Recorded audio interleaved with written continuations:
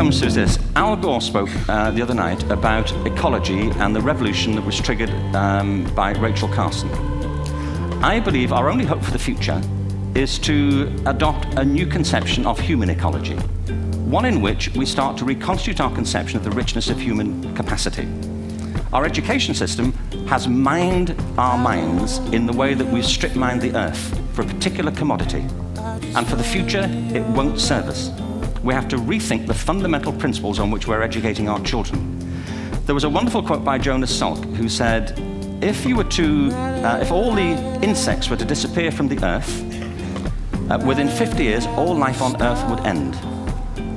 If all human beings disappeared from the earth, within 50 years all forms of life would flourish. Forget about your house of cards, and now they're mine.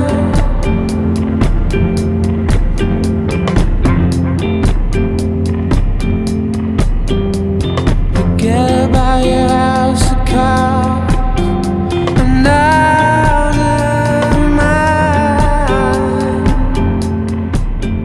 Public is too upset. If they really contract the money supply, you're going to have a Great Depression. And I think the establishment really fears an upheaval for social change that could actually override the system. I don't think they're willing to take that risk. So they're going to do their best to keep it afloat as long as they can. I'm of the disposition that they're not going to be able to do it. I think things are going to get a lot worse.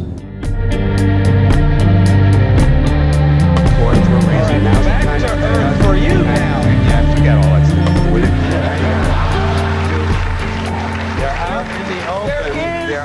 They're openly driving the bus, and we're all in the back. Because of the energy policies that were created here in California, not as a result of a conspiracy,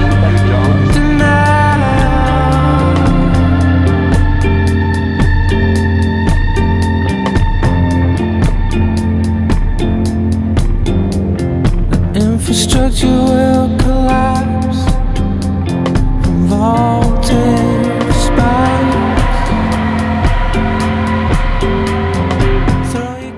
Are driven by biosocial pressures, meaning that it takes problems for us to wake up and want to change things.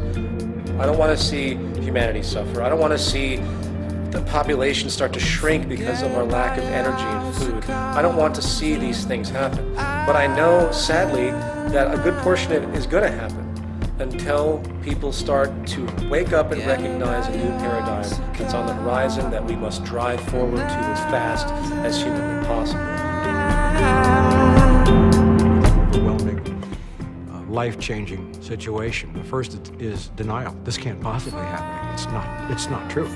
No, it's not happening. And you stay in denial and you fight to stay in denial.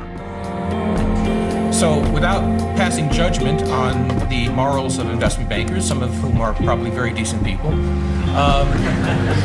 the purpose is not to impose morality. The purpose is to make the market system work so that when individuals act in their own interest, as they are inclined to do in matters of business and finance. We don't want to lose any jobs. Now we are going on the path of creating a net gain of many more jobs.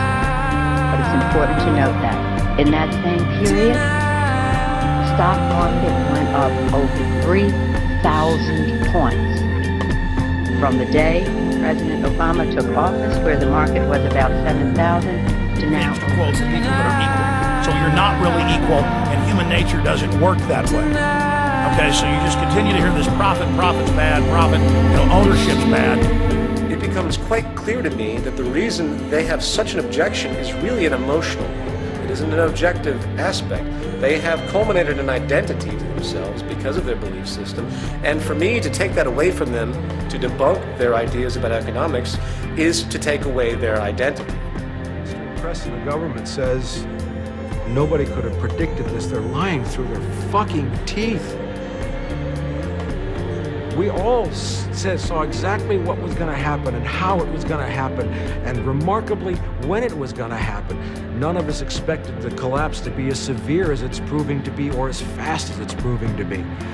But we've been screaming for years, and we've been watching everything we said come to pass, and we have felt so